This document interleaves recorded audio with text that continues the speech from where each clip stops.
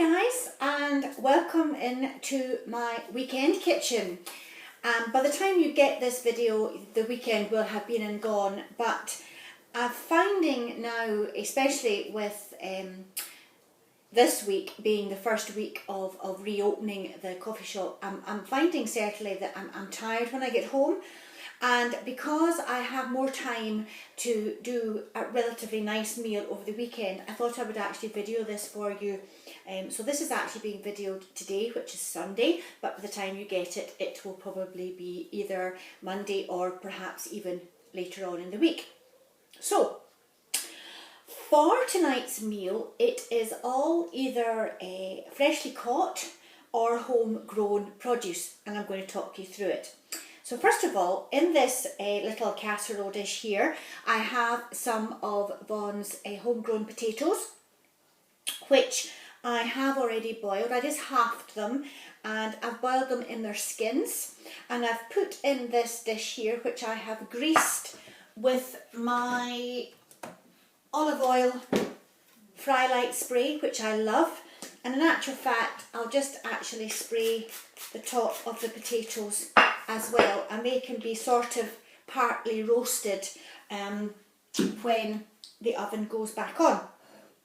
So that's the potatoes. So I'll put them away and bring this casserole. Now in this casserole dish here, which I don't know if you can see that very well, I think the camera's a bit skew with, that might be a bit better.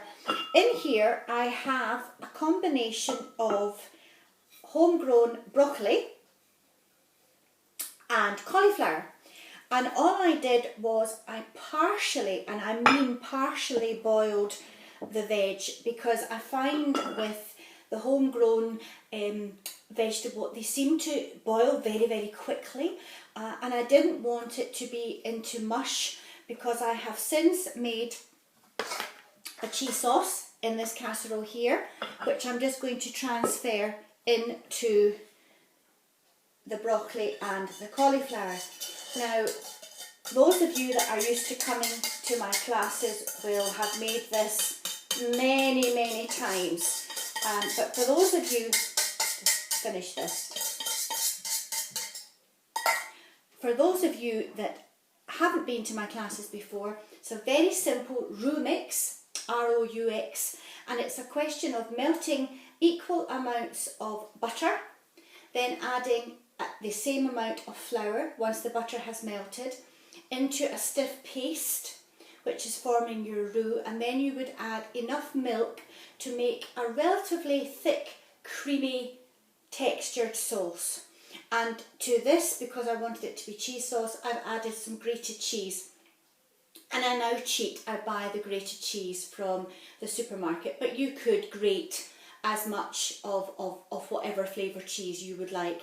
And I just add that into the sauce, melt it down, and then pour it over the veg. And I'll just make sure that's all mixed in properly. Just put this pot away and fill it up with water to steep. Those of you that know me well, you know that I like to steep things, because then when I come to wash later on, it's a lot easier. In this little casserole foil dish here, I have some extra grated cheese that I took out from the freezer, and I'm just going to sprinkle that over the top. Now you could leave it at that, but I quite like a little bit of paprika over mine. Now you could use the smoked paprika. This is actually the hot stuff, just to give us a little extra flavour and colour. So just a little sprinkle over the top, and there we are. There's the casserole, and I'm just going to put the lid on. This was a dish that my mum gave me when she moved to the village. She didn't want it anymore, and it's great because it means then you don't have to waste foil in covering it, and you just put the whole thing in the oven. And it's actually one of these dishes that can be taken from the oven and straight to the table, but you would have to put a mat on if you were putting it on a proper dining table. So that's the cauliflower to go with my potatoes. And I'll just put my glasses on. In this dish here. Now let me see, I'll put the cauliflower over here just now, guys, because otherwise you're not going to see. In this casserole dish here, I have 2 beautiful pieces of salmon that were given to me by a very special person that comes to the Carrick Centre. And I was chuffed to bits. I was actually given 4 pieces of the salmon, 2 of which I used about a week ago. And I probably talked you through this perhaps on video, but I thought as we're going to have it tonight, I would show you what I've done. So again, I have greased my dish with my ever so faithful fry light. I have also put a little shake of rock salt and some pepper over the salmon fillets. And then what I'm going to do is just, again, it's all down to taste, but I'm just going to put a little sprinkle of garlic over each fillet. The fillets I have placed skin down, and that's how they will remain through the entire cooking process. And in here I have some dill. Now if you're not familiar with this particular herb, or it's not something you tend to buy, don't worry. You can leave it out completely, or you could use parsley, you could use oregano. I'm looking over there because that's where my herb display is.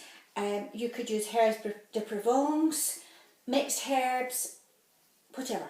Really, it's all down to taste. This is actually a recipe that I found on the internet, and I did this the last time and it was just lovely. So easy, so simple. So that's a sprinkle of the dill over there, already done the garlic. And then this is a brand new bottle of Vaughan's homemade white wine. He'll be listening to me at the moment in the next room, so I will be saying in a loud enough voice that I will not be using it all. And I'm just going to put just a little. Now that isn't even a measure. If you were measuring a measure for a gin or a vodka, it's barely a measure. Just stick this back in the fridge.